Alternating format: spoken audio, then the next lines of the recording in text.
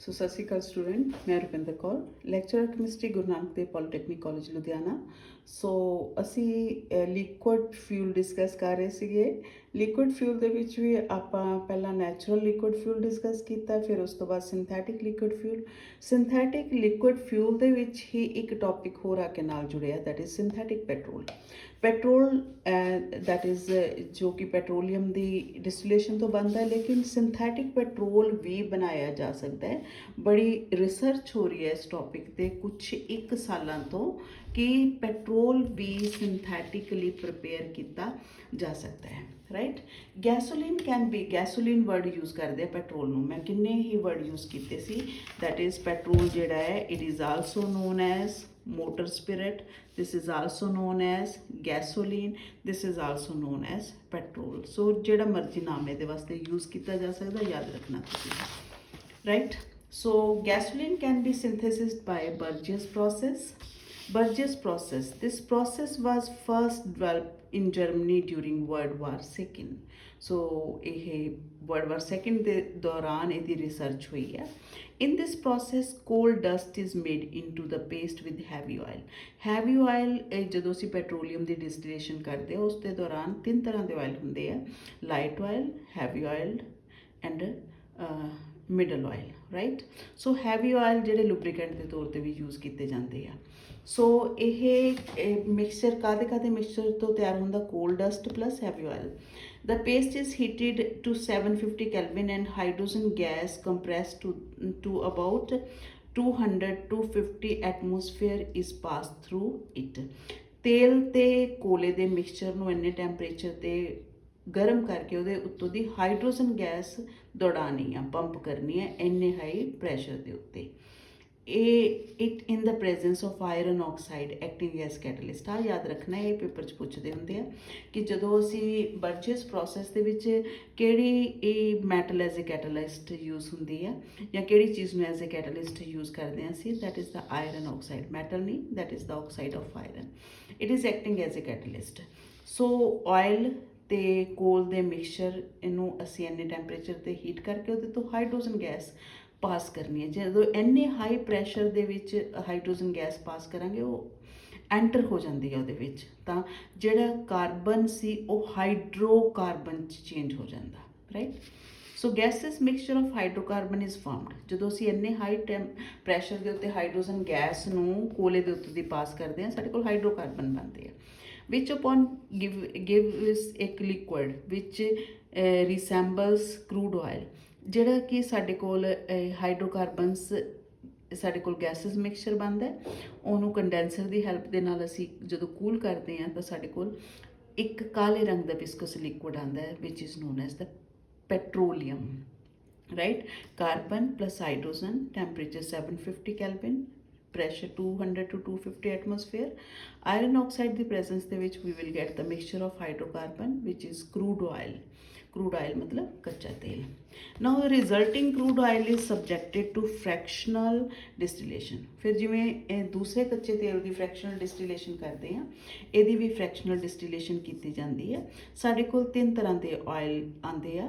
First is light oil जिहदे gasoline मतलब petrol आता है, मिडल ऑयल जिहदे कैरोसिन ऑयल आता है, हैवी ऑयल जिहदे लुब्रीकेटिंग ऑयल आता है। सो हैवी क्यों इहदी इस चीज़ इस प्रोसैस दा जिहड़ी डिस्कवरी है सैकेंड वर्ल्ड वार दे टाइम क्यों हुई सी, क्योंकि उस टाइम सो ਜਿਹੜੇ ਸਾਡੇ ਕੋਲ ਇਸ ਪ੍ਰੋਸੈਸ ਥਰੂ ਪੈਟਰੋਲ ਤਾਂ ਆਉਂਦਾ ਹੀ ਸੀਗਾ ਜਿਹੜਾ ਕਿ ਐਜ਼ ਏ ਮੋਟਰ ਵਹੀਕਲ ਦੇ ਵਿੱਚ ਫਿਊਲ ਦੇ ਤੌਰ 'ਤੇ ਵਰਤਿਆ ਜਾਂਦਾ ਸੀ। ਕੈਰੋਸਿਨ ਆਇਲ ਨੂੰ ਲਾਈਟਨਿੰਗ ਔਰ ਹੀਟਿੰਗ ਪਰਪਸ ਵਾਸਤੇ ਯੂਜ਼ ਕੀਤਾ ਜਾ ਸਕਦਾ ਸੀ, ਔਰ ਜਿਹੜਾ ਹੈਵੀ ਆਇਲ ਆਉਂਦਾ ਹੈ ਸਟੂਡੈਂਟਸ ਉਹਨੂੰ ਐਜ਼ ਏ ਲੁਬਰੀਕੇਟਿੰਗ ਆਇਲ ਦੇ ਤੌਰ 'ਤੇ ਯੂਜ਼ ਕੀਤਾ ਜਾਂਦਾ ਸੀ। ਸੋ ਕਿੰਨੇ ਹੀ ਪ੍ਰੋਸੈਸ ਕਿੰਨੇ ਹੀ ਕੰਮ ਇਸ ਪ੍ਰੋਸੈਸ ਦੇ ਬਾਈ ਪ੍ਰੋਡਕਟ ਨੂੰ ਯੂਜ਼ ਕੀਤੇ ਜਾ ਸਕਦੇ ਸੀਗੇ, ਰਾਈਟ। ਸੋ ਨੈਕਸਟ ਸਾਡੇ ਕੋਲ ਫਿਰ ਆ ਗਿਆ ਜਦੋਂ ਅਸੀਂ ਇਹਦੀ ਡਿਸਟੀਲੇਸ਼ਨ ਕਰਦੇ ਹਾਂ ਸਾਡੇ ਕੋਲ 3 ਤਰ੍ਹਾਂ ਦੇ ਆਇਲ ਆ ਜਾਂਦੇ ਆ। Heavy oil is used again for making the paste with fresh ਕੋਲ ਡਸਟ। ਆ ਜਿਹੜਾ ਹੈਵੀ ਆਇਲ ਹੈ ਇਹਨੂੰ ਦੁਬਾਰਾ ਅਸੀਂ ਯੂਜ਼ ਕਰ ਸਕਦੇ। ਜਿਹੜੀ ਇੱਥੇ ਅਸੀਂ ਪੇਸਟ ਬਣਾਈ ਸੀਗੀ ਕਾਰਬਨ ਨੂੰ ਤੇ ਹੈਵੀ ਆਇਲ ਨੂੰ ਯੂਜ਼ ਕਰਕੇ, ਰਾਈਟ। ਉਸ ਪੇਸਟ ਨੂੰ ਬਣਾਉਣ ਵਾਸਤੇ ਇਹ ਜਿਹੜਾ ਹੈਵੀ ਆਇਲ ਇੱਥੇ ਪੈਦਾ ਹੋਇਆ ਬਾਈ ਪ੍ਰੋਡਕਟ, ਉਹਨੂੰ ਦੁਬਾਰਾ ਅਸੀਂ ਯੂਜ਼ ਕਰ ਸਕਦੇ ਹਾਂ।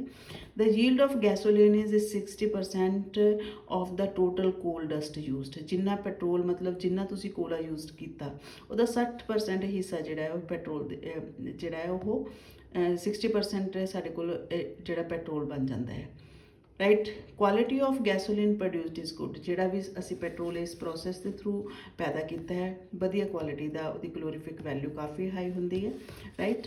ਸੋ ਇਸ ਪੈਟਰੋਲ ਵਰਜੀਅਸ ਪ੍ਰੋਸੈਸ ਦੇ ਥਰੂ ਜਿਹੜਾ ਪੈਟਰੋਲ ਬਣਾਇਆ ਜਾਂਦਾ, that petrol is known as the synthetic petrol. So ਇਹਦੇ ਵਿੱਚ reaction n moles of carbon react with n+1 moles of hydrogen to give CnH2n+2। CnH2n+ alkane ਦਾ ਫਾਰਮੂਲਾ ਹੈ, alkanes ਦਾ mixture ਬਣਦਾ ਹੈ ਸਾਡੇ ਕੋਲ, ਰਾਈਟ।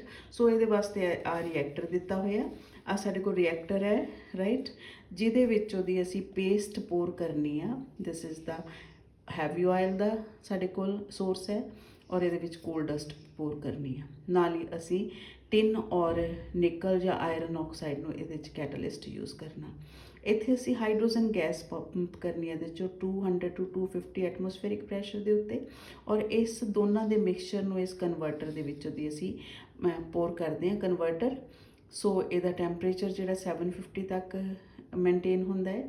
ਸੋ ਜਦੋਂ ਅਸੀਂ ਇੱਥੇ ਇਸ ਰਿਐਕਟਰ ਦੇ ਵਿੱਚ, ਇਹ ਕਨਵਰਟਰ ਦੇ ਵਿੱਚ ਇਹ paste which is the source of carbon and hydrogen gas ਆਪਸ ਦੇ ਵਿੱਚ ਰਿਐਕਟ ਕਰਨਗੀਆਂ ਇਨ ਦ ਪ੍ਰੈਜ਼ੈਂਸ ਆਫ ਕੈਟਲਿਸਟ, ਸਾਡੇ ਕੋਲ ਗੈਸਿਸ ਮਿਕਸਚਰ ਬਣੂਗਾ। This is the mixture of hydrocarbon.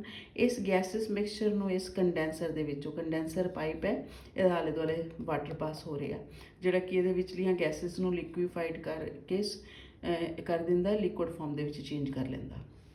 ਇਸ ਜਿਹੜਾ ਵੀ ਲਿਕੁਇਡ ਆਇਆ ਸਾਡੇ ਕੋਲ, ਉਹਨੂੰ ਅਸੀਂ ਇਸ ਡਿਸਟੀਲੇਸ਼ਨ ਚੈਂਬਰ ਦੇ ਵਿੱਚ ਪਾ ਦਿੱਤਾ, ਜਿਹਦੇ ਵਿੱਚ ਅਲੱਗ-ਅਲੱਗ ਬੋਇਲਿੰਗ ਟੈਂਪਰੇਚਰ ਤੇ ਇਹ ਲਿਕੁਈਫਾਈ ਹੋਣ ਵਾਸਤੇ ਸਾਡੇ ਕੋਲ ਸ਼ੈਲਫ ਲੱਗੀਆਂ ਹੋਈਆਂ, ਜਿਵੇਂ ਅਸੀਂ ਪੈਟਰੋਲੀਅਮ ਦੀ ਡਿਸਟੀਲੇਸ਼ਨ ਕਰਦੇ ਹਾਂ।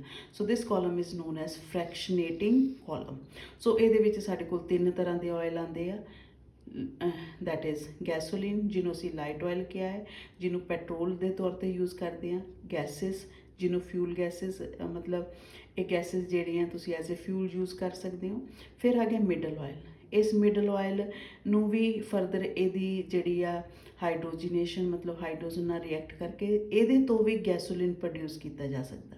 ਦੈਨ ਆ ਗਿਆ ਹੈਵੀ ਆਇਲ, ਇਹਨੂੰ ਐਜ਼ ਏ ਲੁਬਰੀਕੈਂਟ ਯੂਜ਼ ਕੀਤਾ ਜਾ ਸਕਦਾ, ਔਰ ਹੋਰ ਇਸ ਹੈਵੀ ਆਇਲ ਨੂੰ ਦੁਬਾਰਾ ਤੋਂ ਇਸ ਕਨਵਰਟਰ ਦੇ ਵਿੱਚ ਯੂਜ਼ ਕੀਤਾ ਜਾ ਸਕਦਾ। ਤਾਂ ਅਸੀਂ ਜਿਹੜਾ ਮਤਲਬ ਕੋਲ ਇੱਥੇ ਯੂਜ਼ ਕੀਤਾ, ਉਹਦਾ 60% ਸਾਨੂੰ ਜਿਹੜਾ ਗੈਸੋਲੀਨ ਹੈ ਉਹ ਮਿਲ ਜਾਂਦਾ ਹੈ। So this is the Bergius process for the synthesis of petrol, right. So ਇਹਦੇ ਥਰੂ ਜਿਹੜਾ ਪੈਟਰੋਲ ਪ੍ਰਿਪੇਅਰ ਕੀਤਾ ਜਾਂਦਾ, that is known as the synthetic petrol, right. ਸੋ ਇਸ ਤੋਂ ਬਾਅਦ ਅਗਲਾ ਆਪਾਂ ਲਿਕੁਇਡ ਫਿਊਲ ਡਿਸਕਸ ਕਰ ਰਹੇ ਹਾਂ, ਆਰਟੀਫਿਸ਼ੀਅਲ ਲਿਕੁਇਡ ਫਿਊਲ। ਉਹਨਾਂ ਦੇ ਵਿੱਚ ਇੱਕ ਹੋਰ ਟੌਪਿਕ ਡਿਸਕਸ ਕਰਨਾ, that is the power alcohol. This is again a very very interesting topic students. Power alcohol ਕੀ ਹੁੰਦੀ ਹੈ ਜੀ ਸਾਡੇ ਕੋਲ?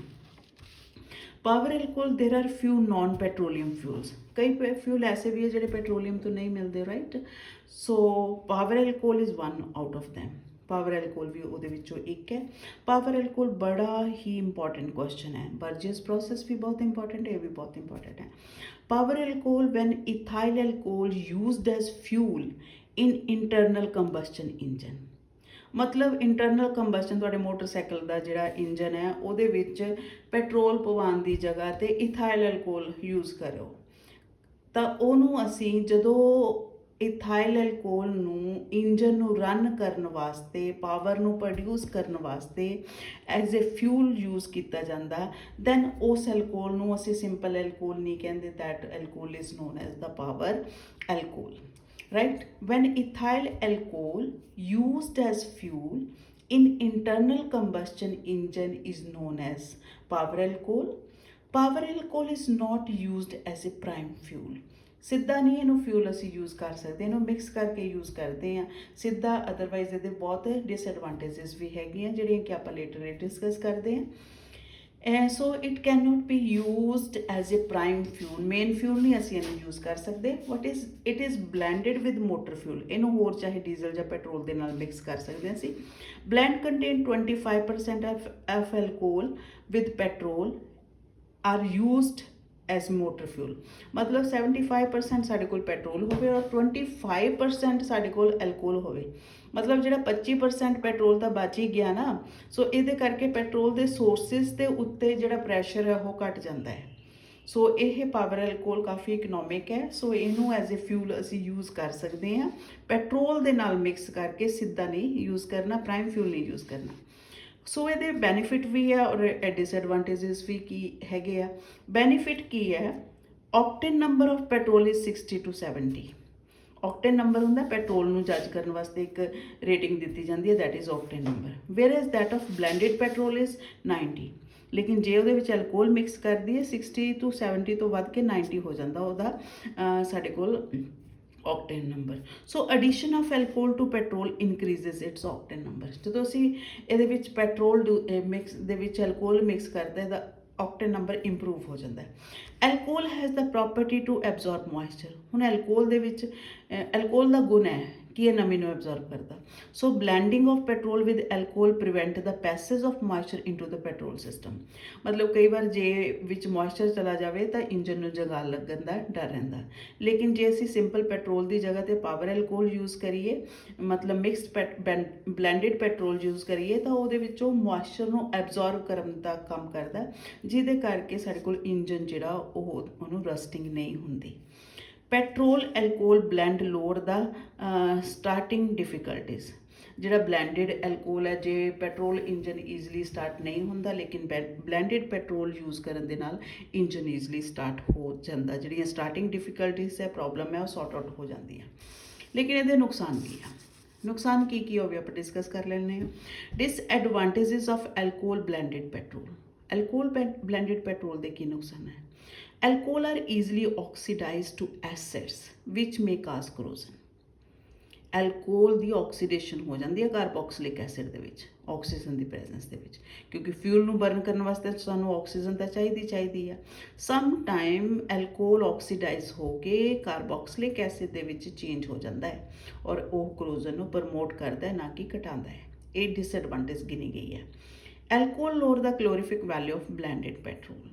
ਔਰ ਜਿਹੜੀ ਐਲਕੋਹਲ ਹੈ ਬਲੈਂਡਡ ਪੈਟਰੋਲ ਦੀ ਕਲੋਰੀਫਿਕ ਵੈਲਿਊ, ਆਕਟੇਨ ਰੇਟਿੰਗ ਨੂੰ ਤਾਂ ਇਹ ਇਫੈਕਟ ਕਰਦੀ ਆ, ਆਕਟੇਨ ਰੇਟਿੰਗ ਨੂੰ ਵਧਾ ਦਿੰਦੀ ਆ। ਆਕਟੇਨ ਰੇਟਿੰਗ ਹੁੰਦੀ ਹੈ ਪੈਟਰੋਲ ਨੂੰ ਜੱਜ ਕਰਨ ਦਾ ਇੱਕ ਨੰਬਰ ਹੈ, ਜਿਹੜਾ ਆਪਾਂ ਲੇਟਰਲੀ ਡਿਸਕਸ ਕਰਾਂਗੇ।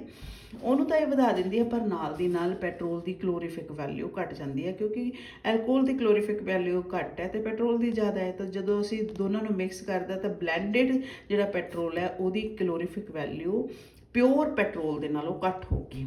High surface tension of the alcohol causes difficulty in atomization at lower temperature। High temperature ਦੇ ਉੱਤੇ ਤਾਂ ਭਾਫ ਬਣਨਾ ਈਜ਼ੀ ਆ ਪੈਟਰੋਲ ਦਾ, ਕਿਉਂਕਿ ਜਦੋਂ ਅਸੀਂ ਫਿਊਲ ਨੂੰ ਬਰਨ ਕਰਨਾ ਪਹਿਲਾਂ ਸਾਨੂੰ ਉਹ ਸਟੀਮ ਦੀ ਫਾਰਮ ਦੇ ਵਿੱਚ, ਮਤਲਬ ਵੇਪਰ ਦੀ ਫਾਰਮ ਦੇ ਵਿੱਚ ਚਾਹੀਦਾ, ਐਟਮ ਦੀ ਫਾਰਮ ਦੇ ਵਿੱਚ ਚਾਹੀਦਾ, ਲਿਕੁਇਡ ਦੀ ਫਾਰਮ ਦੇ ਵਿੱਚ ਨਹੀਂ ਹੋਣਾ ਚਾਹੀਦਾ, ਰਾਈਟ। ਸੋ ਜਿਹੜਾ ਐਲਕੋਹਲ ਦੀ ਸਰਫੇਸ ਟੈਂਸ਼ਨ ਜ਼ਿਆਦਾ ਹੋਣ ਕਰਕੇ ਇਹਦੇ ਜਿਹੜੀ ਐਟੋਮਾਈਜੇਸ਼ਨ ਹੈ, ਇਹਦੇ ਕੰਪੋਨੈਂਟਸ ਦਾ ਗੈਸਿਸ ਫਾਰਮ ਦੇ ਵਿੱਚ ਚੇਂਜ ਹੋਣਾ ਕਈ ਵਾਰ ਡਿਫਿਕਲਟ ਹੋ ਜਾਂਦਾ।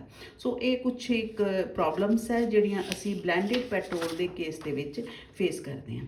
ਸੋ ਸਟੂਡੈਂਟਸ, ਇਹਦੇ ਨਾਲ ਆਪਣੇ ਜਿਹੜਾ ਲਿਕੁਇਡ ਫਿਊਲ ਵਾਲਾ ਟੌਪਿਕਸ ਹੈ ਉਹ ਆਲਮੋਸਟ ਡਨ ਹੋ ਗਿਆ, ਜਿਹਦੇ 'ਚ ਅਸੀਂ ਪਾਵਰ ਐਲਕੋਹਲ ਬਾਰੇ ਡਿਸਕਸ ਕੀਤਾ।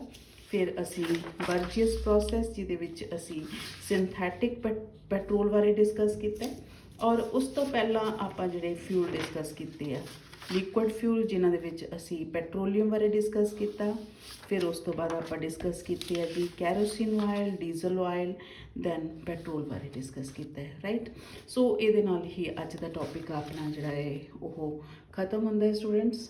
ਸੋ ਨੈਕਸਟ ਆਪਾਂ ਜੇ ਇਹਨਾਂ ਦੇ ਵਿੱਚੋਂ ਕੋਈ ਵੀ ਟੌਪਿਕ ਰਹਿ ਗਿਆ ਹੋਇਆ ਉਹ ਡਿਸਕਸ ਕਰਾਂਗੇ। ਅਦਰਵਾਈਜ਼ ਆਪਾਂ ਫਿਊਲਸ ਦੇ ਵਧੀਆ ਫਿਊਲ ਦੀਆਂ ਕੁਆਲਿਟੀਜ਼ ਕੀ ਹੁੰਦੀਆਂ, ਗੈਸਿਸ ਫਿਊਲ ਬਾਕੀ ਦੇ ਲਿਕੁਇਡ ਔਰ ਸੋਲਿਡ ਫਿਊਲ ਨਾਲੋਂ ਕਿਉਂ ਬੈਟਰ ਹੈ, ਉਹ ਸਭ ਡਿਸਕਸ ਕਰਾਂਗੇ। Thank you very much students, ਸ਼ੁਕਰੀਆ।